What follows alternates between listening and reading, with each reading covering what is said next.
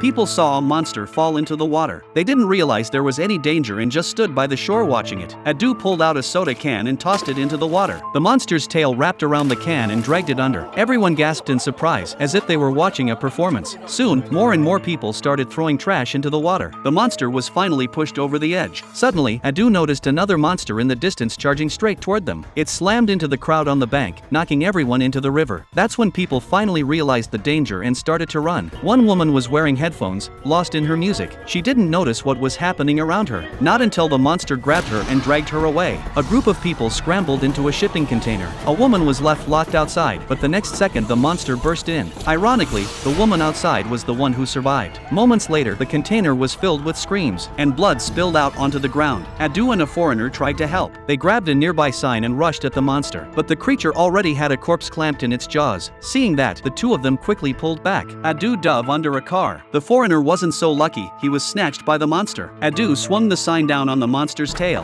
The beast shrieked in pain and turned its rage on him. By then, the foreigner had already been eaten. Adu had no choice but to retreat. As he ran, he grabbed his daughter. She still had no idea what was happening. The monster was closing in fast. Adu and his daughter stumbled and fell. In a panic, he reached for someone's hand and took off running. But it wasn't his daughter's. He had grabbed the wrong person. That girl's father rushed over and took her away. Adu frantically looked around for his own daughter. She had just managed to get back on her feet, but the monster was already right behind her. Despair filled Adu's eyes. The girl was snatched away by the creature. It dove into the water, sending up a massive splash. Before Adu could even process what had happened, his daughter was already far away, carried off in the monster's jaws. Snapping back to his senses, Adu leapt into the water after her, but the beast had already swallowed her whole. All Adu could do was watch, powerless.